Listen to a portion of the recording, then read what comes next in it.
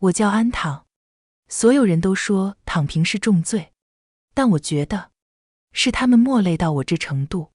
上一份工作，我连续通宵加班1周，最后晕倒在茶水间，差点没醒过来。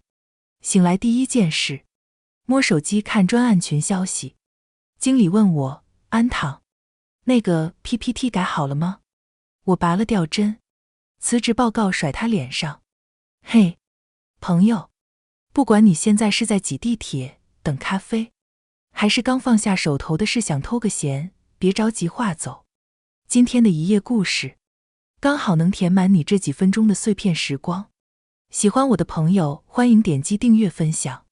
那我们故事开始。卡里还剩2300，够活1个月。躺了29天。第29天晚上，房东砸门，安躺，明天再不交租，卷铺盖滚蛋。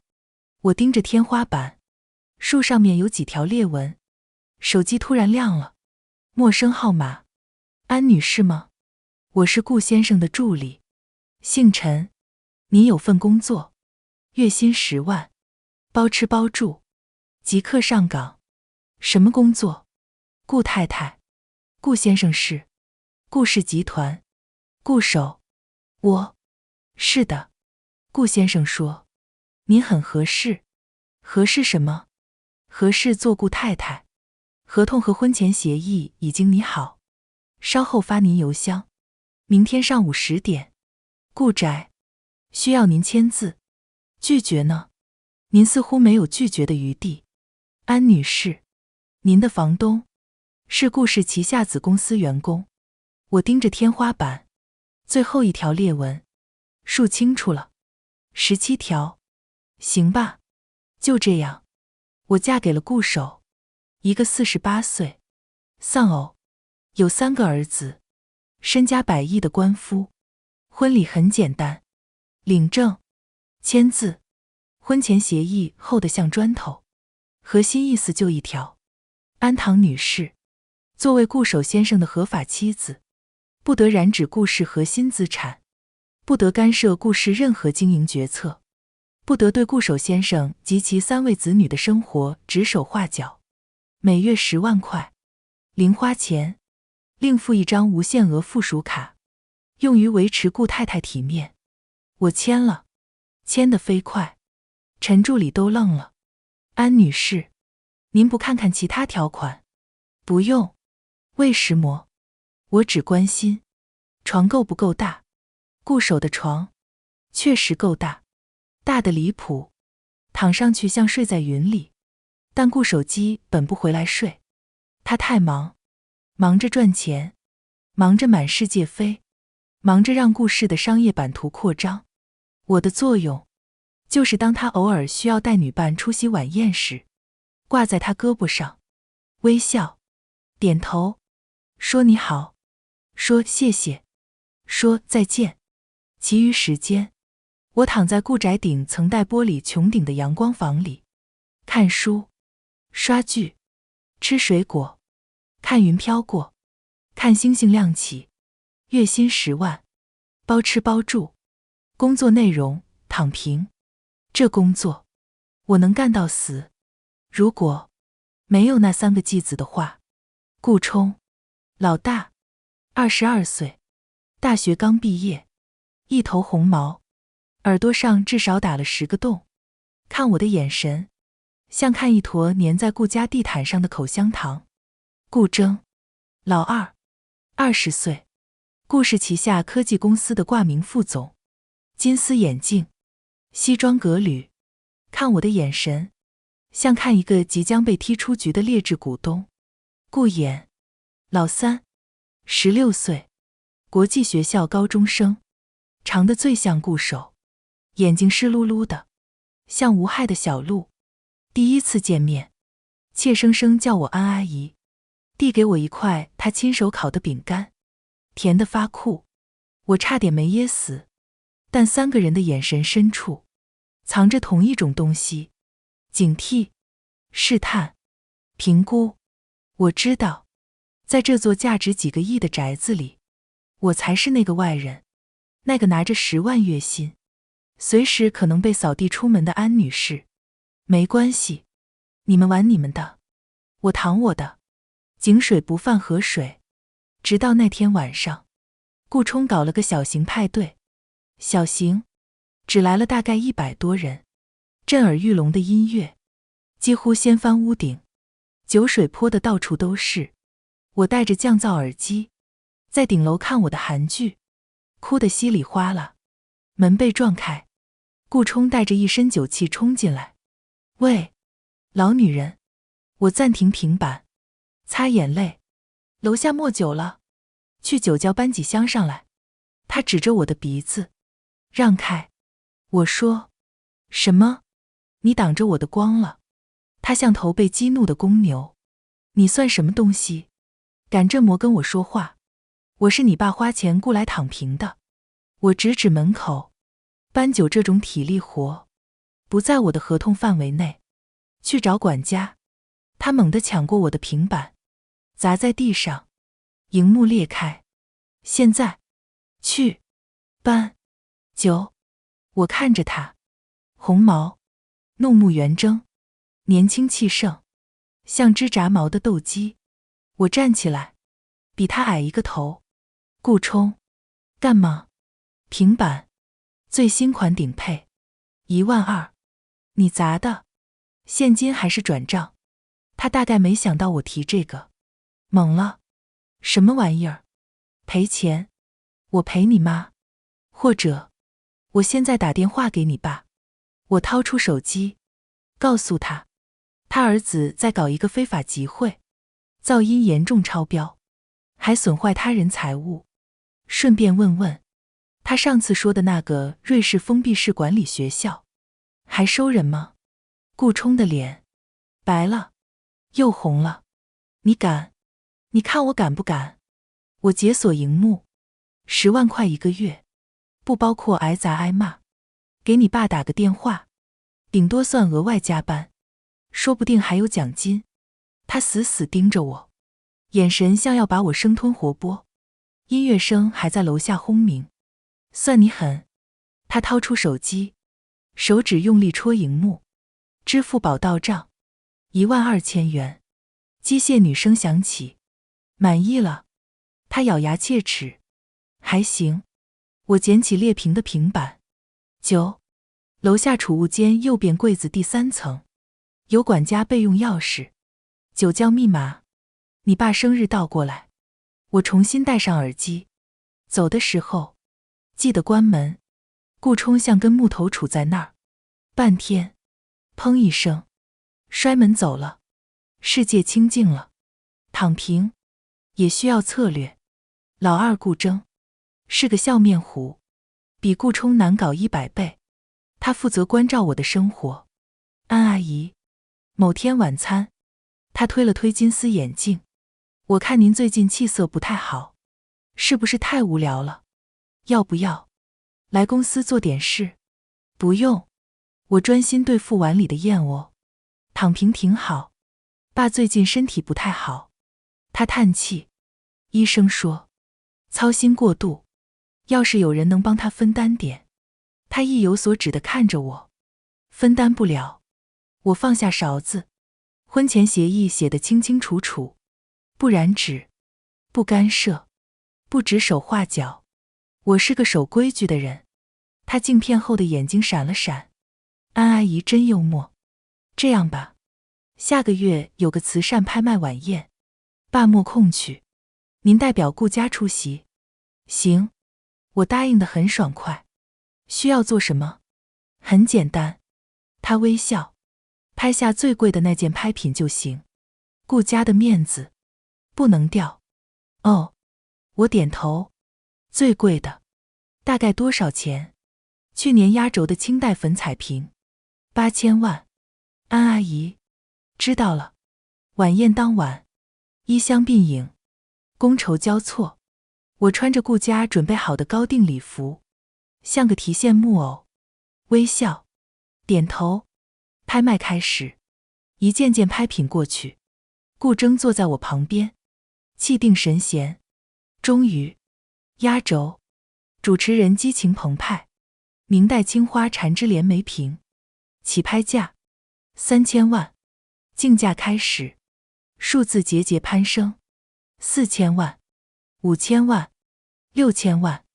顾铮侧过头，低声：“安阿姨，该您出手了，现在加价7000万，一步到位。”我拿起竞价牌，举起来，主持人眼睛一亮：18号，顾太太，7000万。全场目光聚焦，顾铮嘴角微扬：7000万第一次，7000、7100万。有人举牌，顾铮笑容一致：7200万。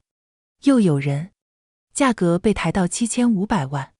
顾铮脸色有点难看：“安阿姨，直接8000万。”我放下牌子，端起香槟，抿了一口：“安阿姨，太贵了。”我说：“什么？8000万？买个瓶子？”我皱眉：“够我躺多少年了？顾家的面子。”他压低声音：“有点急，面子是虚的。”我慢悠悠：“钱是实的，婚前协议写了，附属卡用于维持顾太太体面。8000万买个瓶子，我觉得很不体面，太败家，不符合我艰苦朴素的人设。”顾铮的脸绿了。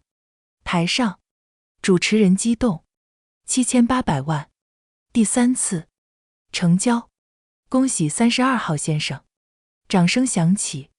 顾铮死死盯着我，我对他举杯，微笑：“省了8000万，不用谢。”回去路上，车里气压低的能冻死人。顾铮终于开口：“安阿姨今天真是让人刮目相看，过奖，您就不怕爸知道了不高兴？”“怕啊。”我靠着车窗，所以我做了点小功课。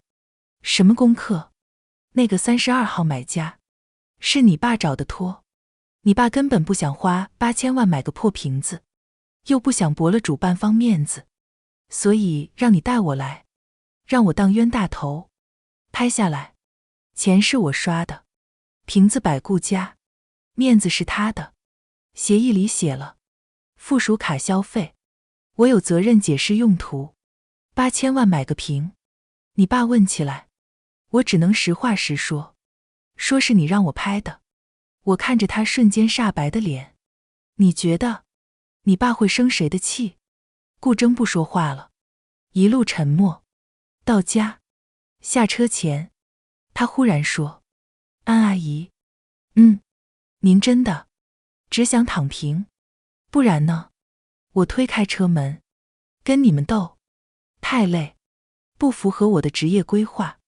老三顾衍是隐藏最深的，看着最无害，杀伤力最大。他搞温情路线。安阿姨，某个周末下午，他抱着数学作业冲进阳光房。这道题我不会。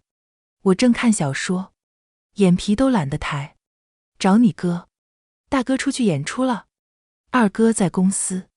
他凑过来，小鹿眼湿漉漉。阿姨，帮帮我吗？求你了。我叹口气，放下书。哪道？这个立体几何。我扫了一眼，连接 AC、BD， 交于 O 点，证明 PO 垂直于面 ABCD， 辅助线做对角线，用三垂线定理。他眨巴眼，阿姨好厉害。阿姨以前做什么的？加班啊？往死里加班。哦，他似懂非懂。阿姨，下周5家长会，你能替我爸去吗？不能。为什么？合同默写，我爸在国外回不来，大哥二哥也都没空，关我什么事？求求你了，阿姨。他拽着我袖子晃。我同学都说我妈不在了，没人管我。他低下头，声音带哭腔。老师也总问我家里，我心里骂了句脏话。这小崽子太会演。时间、地点，下周5下午2点，国际部大礼堂。他瞬间抬头，眼睛亮晶晶，哪有什么眼泪？谢谢阿姨。家常会那天，我穿着最普通的运动服，戴着口罩，溜进礼堂最后一排，只想当个透明人。结果，顾衍座位年级第一，上台发言，聚光灯打在他身上，少年挺拔，意气风发。发言结束，掌声雷动，他目光扫过台下，精准定位到我，拿起话筒。今天，我想特别感谢一个人。我的。他顿了一下，全场安静，我后背发凉，有种不祥的预感。我的妈妈，虽然她今天只是静静地坐在最后面，不想打扰我，但我想说，聚光灯，啪，打在我身上，全场目光，唰，聚焦。妈妈，谢谢您，谢谢您愿意来，谢谢您，愿意走进我的生活。她声音哽咽，眼眶发红，情真意切，全场动容，掌声再次雷动，夹杂着议论，那就是顾衍妈妈，好年轻，看着不像啊。后妈吧，听说顾总再婚了，后妈能来就不错了，还坐最后一排。顾衍真懂事。我坐在强光里，口罩下的脸僵硬，心里只有一个念头：小兔崽子，演我。家长会结束，一堆贵妇围上来。顾太太，您怎么保养的呀？顾太太，您对妍妍教育真成功。顾太太，顾衍挤进来，亲热地挽住我胳膊。妈，我们回家吧。车上，我扯下口罩。顾衍，细过了。他无辜地眨眼。阿姨，我说错什么了吗？谁是你妈？您呀，我爸娶了您，您就是我法律意义上的母亲。他凑近，压低声音，带着少年狡黠的笑。阿姨，您看，今天之后，全校都知道您是我妈了。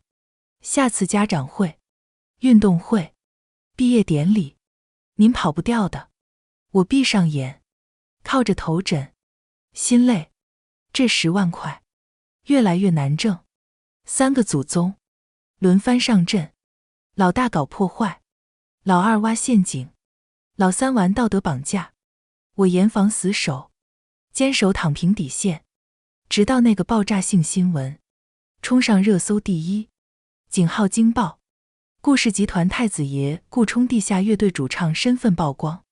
井号顾冲，摇滚砸车。井号豪门叛逆，人设崩塌。井号配图是顾冲染着蓝发，穿着铆钉皮衣，在昏暗酒吧嘶吼。还有几张是他情绪失控，用吉他砸一辆跑车的模糊照片。新闻发酵得极快，顾氏股价应声下跌。顾首的电话直接打到我这里，背景音是机场广播，他语气像结了冰。安躺，我不管你用什么方法，立刻马上把顾冲给我弄回来，锁在家里，在我回国处理好之前，不准他踏出大门一步。还有那些新闻，压下去。安躺，知道了。我挂断电话，头疼，月薪10万，现在要干危机公关的活，还要兼职保镖，亏大了。顾冲的房间像被飓风扫过，他把自己摔在床上，用枕头蒙着头。滚出去，声音闷闷的。你爸让你滚回家，我让你滚出去。行。我转身，我这就给他回电话，说你不配合，让他直接联系瑞士那所学校，派专机来接人。他猛地掀开枕头，眼睛通红。除了告状，你还会什么？还会躺平。我拉过一把椅子，坐下。现在说说怎么回事。他扭过头，不说话，不说。我拿起手机，我猜瑞士现在天气不错，乐队是我的。他声音沙哑。废话，那辆车，车主是谁？王栋。谁？王副市长的儿子。他骂我乐队是垃圾，说我离了顾家，什么都不是。我就砸了他的车。吉他砸的？几百万的跑车。脑子呢？被你的铆钉皮衣夹坏了。他瞪我。不用你管。谁想管？我站起来，收拾东西。干嘛？跑路。你爸回来，不打死你，也得扒层皮。跑哪去？我乡下有个远房表舅，养猪的，缺个铲屎的，包吃包住，正好适合你。顾冲看我的眼神，像看外星人。安躺，你是不是有病？有啊，穷病，治不好了。我拉开门，走不走？给你3秒。3、2，我走个屁！他吼，车是我砸的，祸是我闯的，我认，用不着你假好心。哦，我点头，还挺有担当。行，那你自己处理。王栋那边要报警，告你故意毁坏财物，数额特别巨大，情节特别严重，3年起步。顾氏的股价今天跌了7%，市值蒸发。别说了，他捂住耳朵。现在你有2个选择。我掰开他的手，强迫他听。A， 跟我去王家道歉，赔钱，认怂，求和解。不可能。B， 我现在订机票，你滚去瑞士。他死死咬着嘴唇，渗出血丝。选 A 还是 B？A， 声音低得像蚊子哼。大点声。A， 他吼出来。行。我拿出手机，陈助理，联系王家，顾冲和我1小时后登门道歉，准备1张空白支票，额度。我看了一眼顾冲，上限1个亿，够赔他那破车和医药费了。顾冲猛地抬头。1个亿？你疯了？不然呢？我收起手机。你赔得起？还是你想坐牢？现在，我指着他那身破烂皮衣和蓝毛，去把你这一身垃圾给我收拾干净。王家。气氛凝重。王栋吊着胳膊，脸上贴着纱布，眼神怨毒。王副市长和他夫人脸色铁青。顾冲低着头站在我旁边，背挺得笔直，但手指在抖。顾太太。王副市长开口。这事性质太恶劣了，我们动动。王叔叔。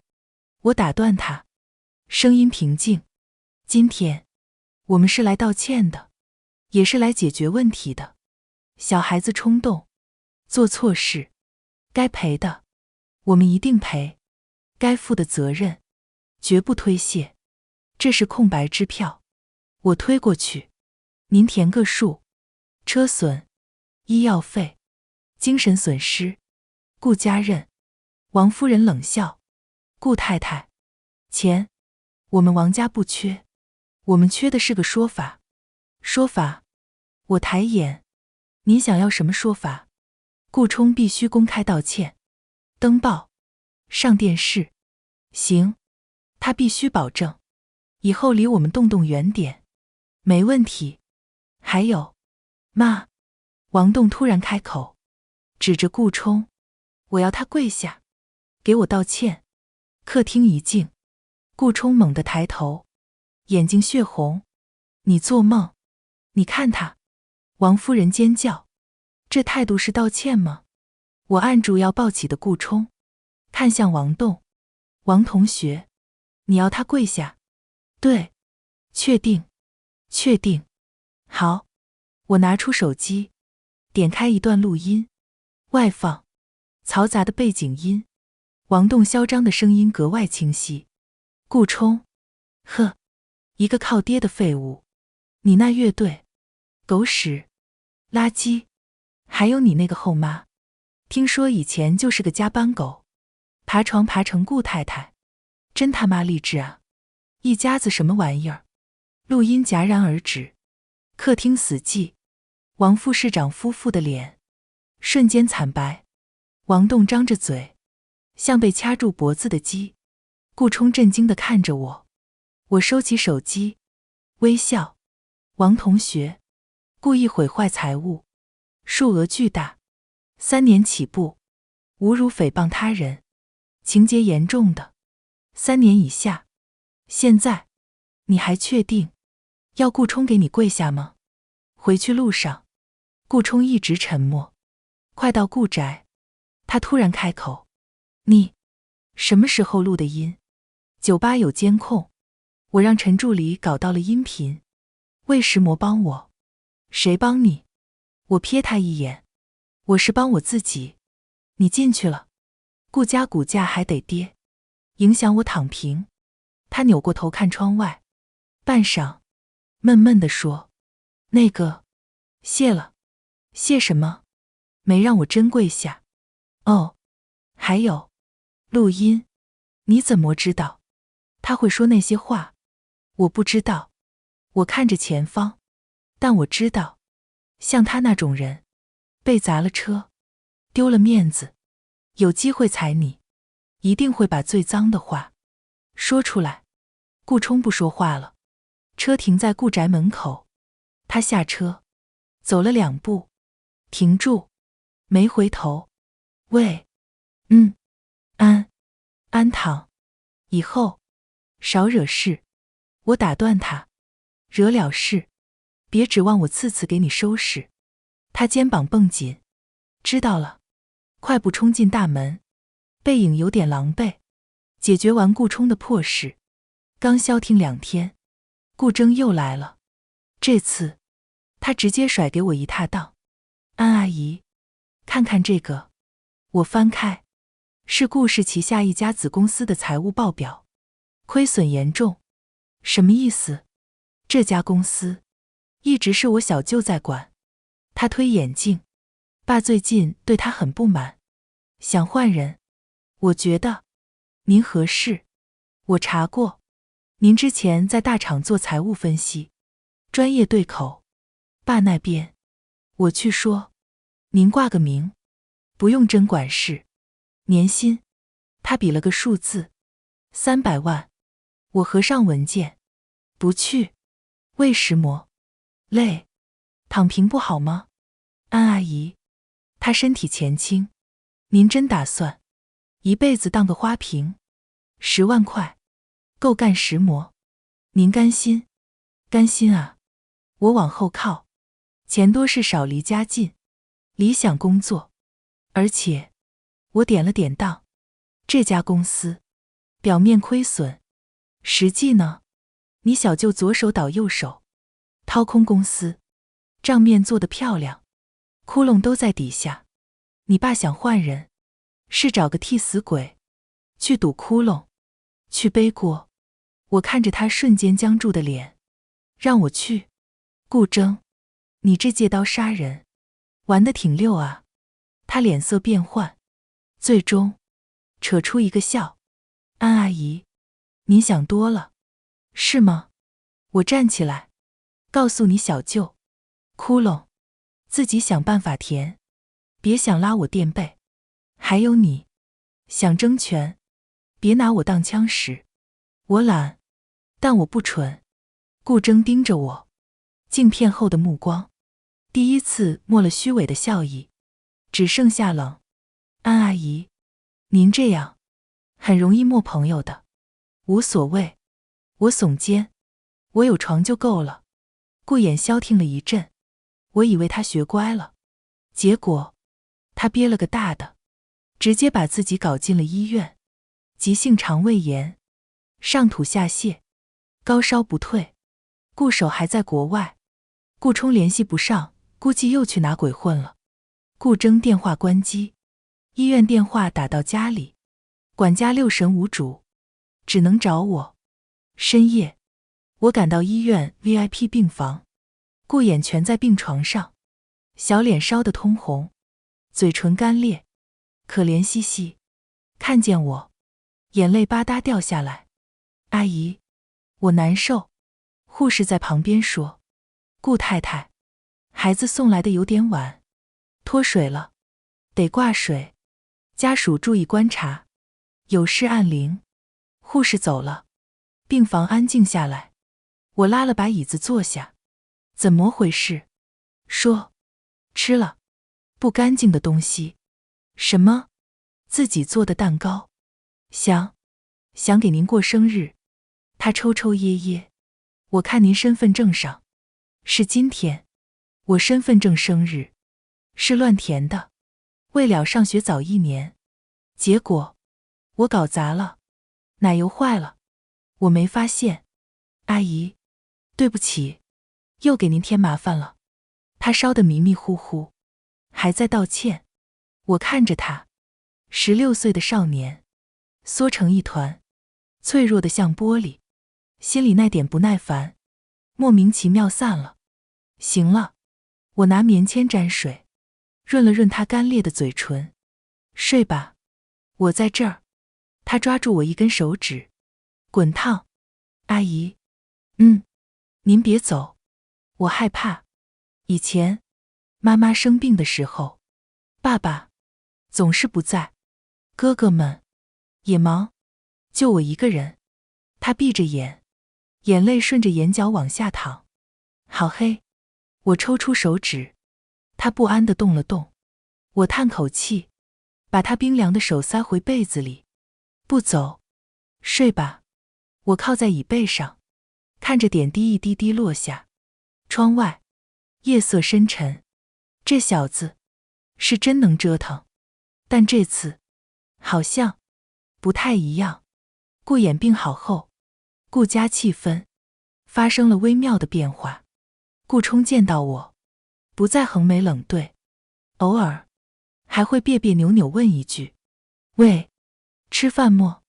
顾铮依旧客气疏离，但眼神里少了几分算计，多了点探究。顾衍更粘人。阿姨，这道题。阿姨，尝尝我新烤的饼干，这次真的不甜。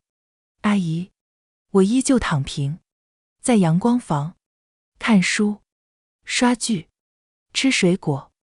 只是顾冲搞乐队排练，会把音量调小点。顾铮想给我挖坑，会犹豫一下。顾衍想撒娇，会先看看我的脸色。日子好像能勉强平静地过下去，直到那个女人出现。一个寻常午后，门铃响起，管家去开门。我躺在摇椅里，昏昏欲睡。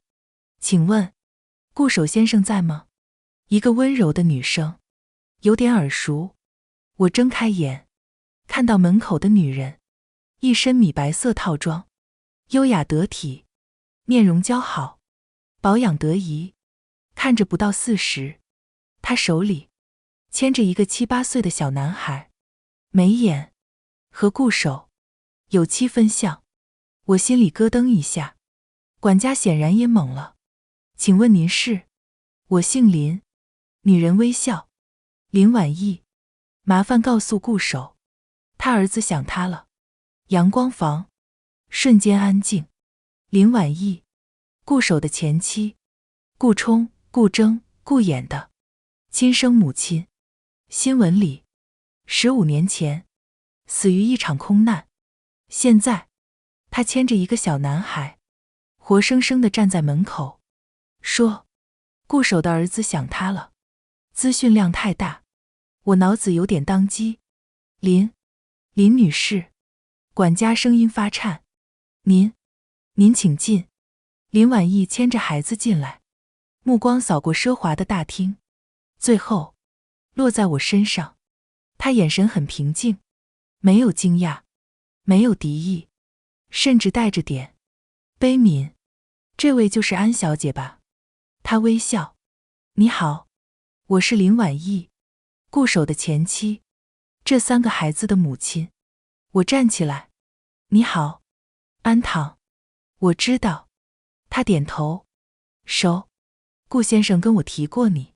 很抱歉，突然打扰，他低头看身边的小男孩。小希，叫阿姨。小男孩怯生生。阿姨好。林女士。管家额头冒汗。先生他在国外。我知道。林婉意依旧微笑。没关系，我等他。他拉着儿子，在客厅沙发上坐下，姿态从容，仿佛她才是这里的女主人。安小姐，他看向我，能麻烦你给孩子们打个电话吗？顾冲、顾铮、顾衍，告诉他们，妈妈回来了。顾家三兄弟以最快速度冲回家。顾冲第一个到，他冲进客厅，看到林婉意，像被雷劈中，僵在原地，脸色煞白，嘴唇哆嗦。妈，冲儿。林婉意站起来，眼圈微红，尝着磨高了。他伸手想摸她的脸，顾冲猛地后退一步，像躲避瘟疫，眼神惊恐。不，不可能，你不是。当年飞机失事，我侥幸活了下来。林婉意声音哽咽，重伤失忆，流落国外，最近才想起来，才找到机会回来。顾冲死死盯着他，又看看他身边的小男孩。那他，小希。林婉意搂住男孩，是我和顾守的孩子，你弟弟。顾冲踉跄一步，扶着墙，才没倒下。顾铮第二个到，他比顾冲冷静，但金丝眼镜后的目光锐利如刀。林女士。他甚至没叫妈。空难生还，失忆，很戏剧性。证据呢？林婉意似乎早有准备，从包里拿出几份档 DNA 鉴定、身份证明，甚至还有当年空难幸存者的部分机密档案影印件。我知道，这很难接受。他看着顾铮，眼神复杂。铮儿，请叫我顾铮。顾铮冷冷打断，翻看住档，脸色越来越沉。最后是顾衍，他几乎是跑进来的。看到林婉意，他停住了，小鹿眼睁得大大的，全是茫然。妈，衍。林婉意眼泪掉下来，张开手臂。我的孩子。顾衍莫动，他看看林婉意，又看看我，眼神慌乱，像个迷路的小动物。阿姨。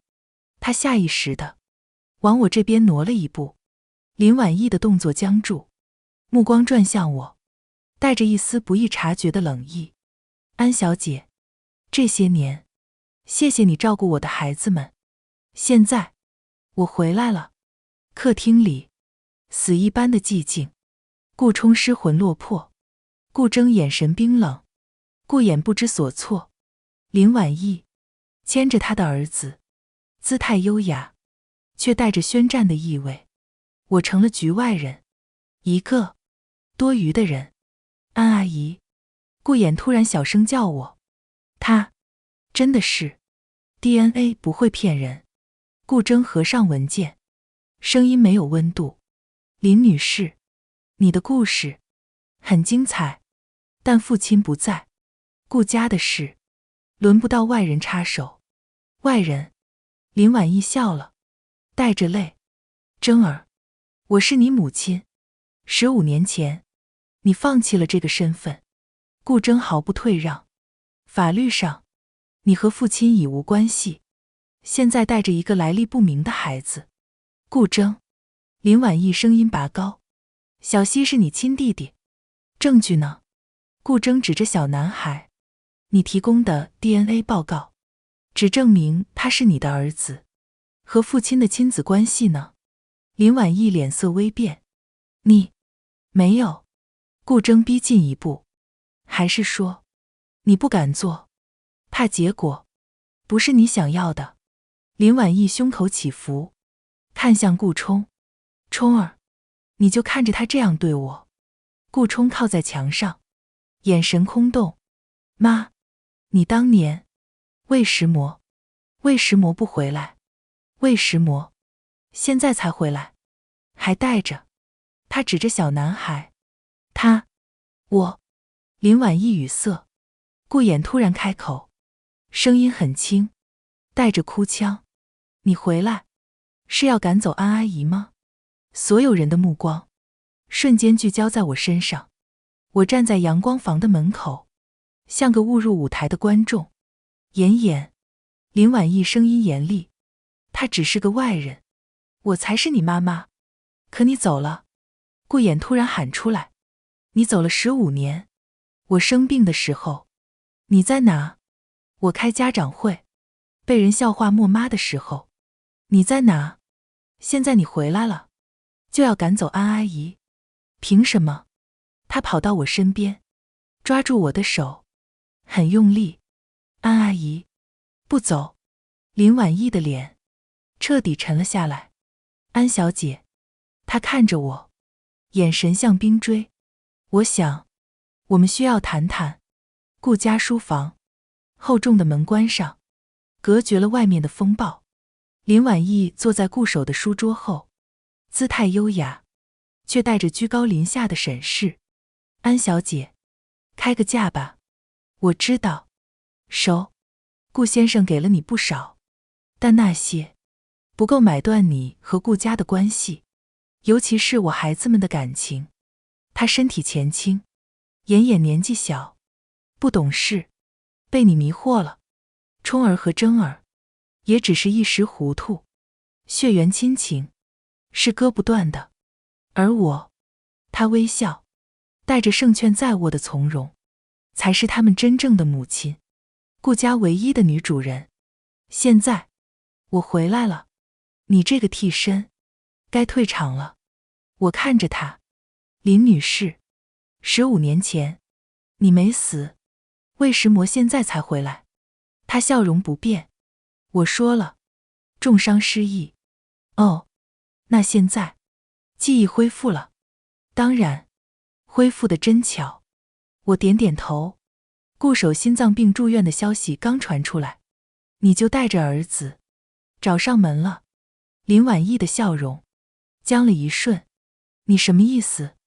没石魔意思。我走到窗边，看着花园。顾守这次出国，不是谈生意，是去做心脏搭桥手术，成功率不到50%。我转身，看着他骤变的脸色。他瞒着所有人，包括他那3个儿子，只有我和陈助理知道。所以，你选择这个时候回来，是算准了，他可能回不来，或者回来也是个废人。林婉意猛地站起来，你胡说八道。我是不是胡说？你心里清楚。我走近他，林婉意，你当年不是空难失忆，是跟情人私奔，对吧？他瞳孔骤缩。你，顾守一直知道。他压下消息，对外宣称你死了，保全顾家颜面，也保全你那3个儿子。现在你情人破产了，欠了高利贷，还是卷款跑了，走投无路，想起顾家这棵摇钱树了，还带着个不知道是谁的重。啪，一记耳光狠狠甩在我脸上，火辣辣的疼。林婉意胸口剧烈起伏，眼神怨毒。你算什么东西，也配议论我？一个花钱买来的贱货，顾家的看门狗。我舔了舔嘴角的血腥味，笑了，急了。看来我说中了，带着你的儿子滚出顾家。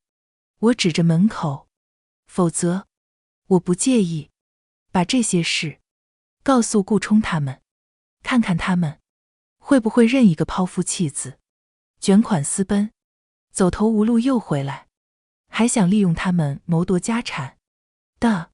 妈。林婉意脸色惨白，手指颤抖。你敢？你看我敢不敢？我拿出手机，点开一个音频档，播放，里面传出林婉意和一个男人的声音。顾守那个病秧子，活不了多久了，只要抓住那3个小崽子，顾家就是我们的。那个姓安的女人，一个花钱买的摆设，有的是办法弄走她。录音是我让陈助理找私家侦探弄的，防的就是这一天。林婉意像被抽干了力气，瘫坐在椅子上。你，现在，滚！我收起手机，趁我还没改变主意。他怨毒地瞪着我，最终踉跄起身，拉着吓呆的儿子，仓皇逃离，像两条丧家之犬。书房门打开，客厅里，顾家三兄弟都在，气氛凝重。他们显然听到了部分争吵。顾冲眼神复杂，顾铮若有所思。顾妍跑过来，安阿姨，你的脸。他小手碰了碰我红肿的脸颊，疼吗？没事。我揉揉他头发。人呢？顾铮问。走了。我说，以后也不会再回来了。顾冲突然开口，他不是我妈。是。我看着他，但他不配。顾冲沉默。顾铮推了推眼镜。录音删了。我说，到此为止。顾妍拉着我的手，安阿姨，你不会走吧？顾冲和顾铮也看过来，目光里有我没见过的紧张。阳光透过落地窗，洒在地板上，暖洋洋的。我伸了个懒腰，走。去哪？我的床在这，我的10万块月薪在这。我打了个哈欠。天大地大，躺平最大，天王老子来了，也别想让我挪哦。顾冲嗤笑一声，财迷。顾铮摇摇头，嘴角却微微上扬。顾衍欢呼一声，那我去烤饼干，这次绝对不翻车。我看着他们，顾冲别扭地转过脸，耳根有点红。